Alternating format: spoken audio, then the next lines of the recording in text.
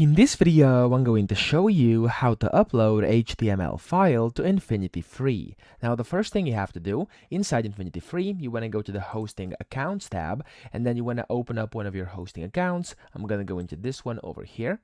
And in here, when you actually open up and you can see your domains and everything, you can click on File Manager up top, this orange button, and this is going to open up your dashboard with the File Manager. In here, what you have to do to actually upload HTML files is you want to go to the Home tab and click on htdocs, okay? And this is going to open up the htdocs folder. And then in here, you want to click on Upload at the very top.